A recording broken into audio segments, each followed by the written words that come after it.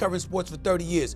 It's one thing for an exhibition here, there, whatever, but you can't continue to be allowed to build a career without getting into the ring with fighters. And if I remember correctly, correct me if I'm wrong, Shannon. But does ultimately boxing get damaged? Well, I think so. But I think boxing damages itself left, right, and centre. But I think the reputability and the credibility of some of these boxing sanctioning bodies is poor anyway. Nobody can knock him for this. This is now business. This is business. For Jake Paul, absolutely crazy. Jake Paul is a domestic level professional fighter here in the UK. Stephen A. Smith reacts strongly to the announcement, saying that Jake Paul has never approached boxing with the seriousness the sport demands. He argues that Jake's career has been built on exhibition-style fights and opponents who were never true tests, often retired fighters or athletes far past their competitive prime. Smith claims this pattern disrespects boxing and that the matchup with Anthony Joshua shows how poorly the sport is being treated. He can't continue to get away with stepping into the ring against strikers for the UFC, basketball players, unknown boxers that... Simon Jordan expresses deep concern over the Anthony Joshua versus Jake Paul matchup, arguing that it exposes many of the problems within modern boxing. He points out that business interests now take priority over the integrity of the sport, leading fighters and promoters to focus more on publicity and paydays than genuine competition. Jordan warns that when boxing becomes a spectacle rather than a display of skill, it risks losing the respect it has earned over decades.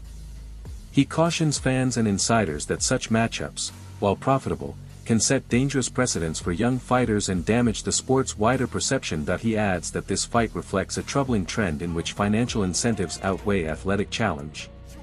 According to Jordan, using a superstar like Anthony Joshua to elevate someone who has not faced real elite opposition undermines the credibility of professional boxing. He argues that turning a championship-level athlete into a prop for a commercial. But this to me is everything that's wrong with boxing. It's a money play, nothing wrong. I don't begrudge Anthony Joshua getting 50 million quid for an easy night's work. That's fantastic returns. Most people would take it. From the boxing world, Jake Paul is now a professional fighter. Whether we categorise him as a YouTuber or not, he's licensed to fight, which means that the governing body should be suggesting that this is not a fight that possibly they should be looking to sanction. Yeah. But they will, because the sanctioning fees will be enormous. Anthony Joshua will not lose his legacy like some people are suggesting, because no one will remember it in 2 or 3 years' time. If he embarrasses himself in there, they'll remember it. But if he goes in and knocks him out in 30 seconds flat, or turns it into a little bit more of a sort of Jake LaMotta raging bull, holding him up for a few rounds and then knocking him out, then people will forgive it. He'll get a big bag of money, which most people in the world would take, and move on. And then we'll see if he fights anybody meaningful in the year. I mean, it is like sport has become. And what I got my head around on Saturday night was the entertainment value of Conor Benn and Chris Eubank. The fighting of itself, I could be all pious about it, but the entertainment industry is so prevalent in sport now. This is entertainment. This is going to have hundreds of millions of people watching it. Of course. And Anthony Joshua gets paid, and Jake Paul hopefully gets flattened. Simon, I know the money's there, but does ultimately boxing get damaged? Well, I think so. But I think boxing damages itself left, right, and centre. But I think the reputability and the credibility of some of these boxing sanctioning bodies is poor anyway. But I think it does get damaged. Even if it's an exhibition fight, which it might well be. Well, then what's the jeopardy in that? If it's an exhibition fight, which it shouldn't be, if it's a proper fight, then Jake Paul is going to get demolished. Johnny Nelson weighs in, calling the matchup absolutely crazy and genuinely risky. He emphasizes that this is not a typical crossover fight, it is a real contest with serious stakes and real physical danger.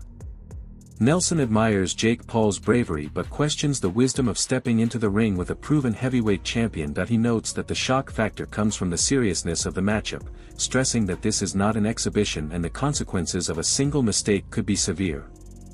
Nelson's reaction reflects the mix of curiosity, excitement, and concern within the boxing community. Nelson further explains that while Jake Paul has shown skill and confidence in his previous bouts, none of his opponents were on Anthony Joshua's level. He finds Jake's courage impressive yet worrying, given the dangers of facing a world-class heavyweight. Because of Anthony Joshua's desire to be in the history books, to be a 3-time heavyweight champion of the world.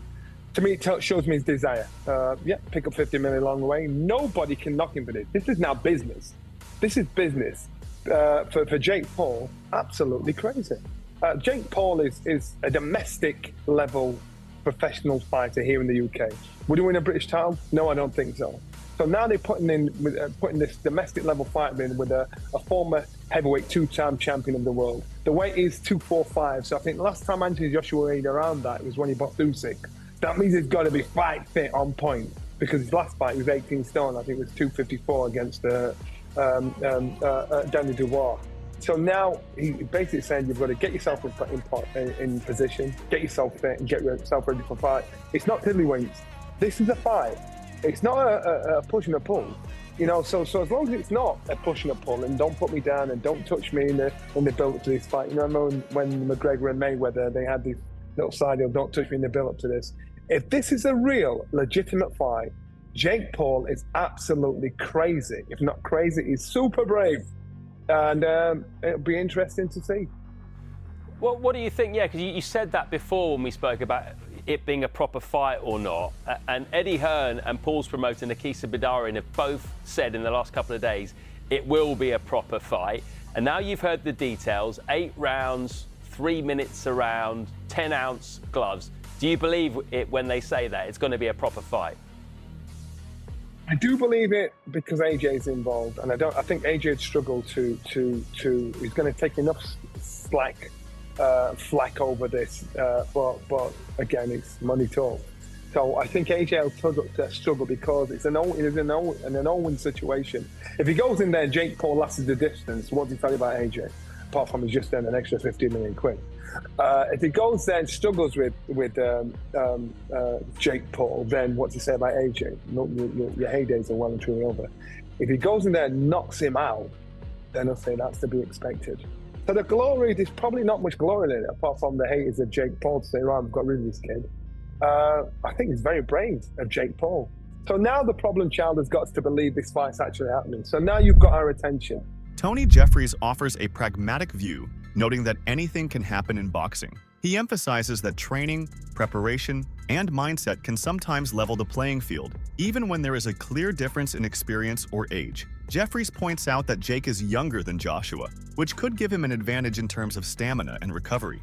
But he admits that Paul is not yet at Joshua's technical level. Still, Jeffries acknowledges that Jake has improved significantly, and that with the right strategy and dedication, unexpected outcomes remain possible, reflecting boxing's unpredictable nature.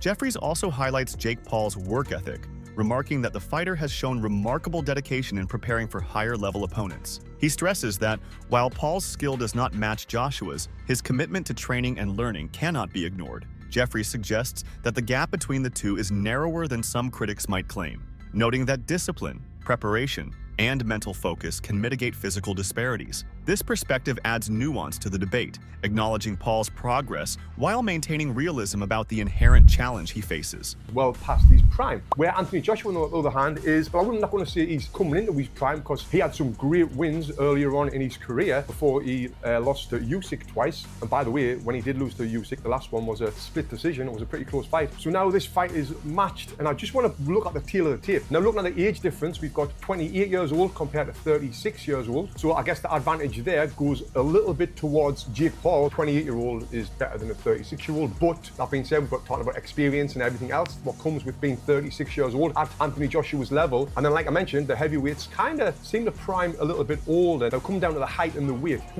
This is the big one. 6'1" versus 6'6". 200 pound versus 252 pound. We got a 252 pounder in Anthony Joshua. The reach advantage is a lot, which we would expect. Amateur fights, we can see that Jake's only had one, where AJ's had 43, but 43 of them are including at the highest level, Olympic level. And yes, he won the Olympic bloody gold medal, if I don't need to remind you. Then the pro record, Jake Paul has had 13 fights, lost 1. AJ has had 28 fights and he's lost 4 with 25 KOs. And the one person that Jake Paul lost to was Tommy Fury. Now, can we compare Tommy Fury with Anthony Joshua? Not at all. It's like night and day. So now I'm going to talk about the rules of this fight, and I'll give you my prediction, which is going to shock a lot of people after this. So, what are the rules? The bout will take place at a heavyweight, obviously. It's going to be 8 3-minute rounds. You might think, well, that's better for Jake Paul, and Tony Jeff gives a pragmatic perspective, noting that anything can happen in boxing. He explains that training, preparation, and mindset can sometimes narrow the gap, even when there is a clear difference in experience or skill. Jeff acknowledges that Jake is younger than Joshua, which may give him an edge in stamina and recovery, but he admits Paul is not yet on Joshua's technical level. Even so, Jeff points out that Jake has improved significantly, and with the right strategy and discipline, unexpected outcomes are always possible, reflecting boxing's unpredictable nature. That he also highlights Jake Paul's work ethic, saying that Paul has shown impressive dedication while preparing for higher-level opponents. Although Paul's skill still does not match Joshua's, Jeff insists his commitment to learning and training cannot be ignored. He suggests that the gap between them might be smaller than critics claim, noting that focus, discipline, and preparation can sometimes offset fizz. The courage that it takes for Jake Paul to do this, as well as for Joshua. You know, this isn't Joshua's first time doing a spoof fight. He fought Francis. That was a spoof fight. Francis had never won boxing before, but we understood he has fought before.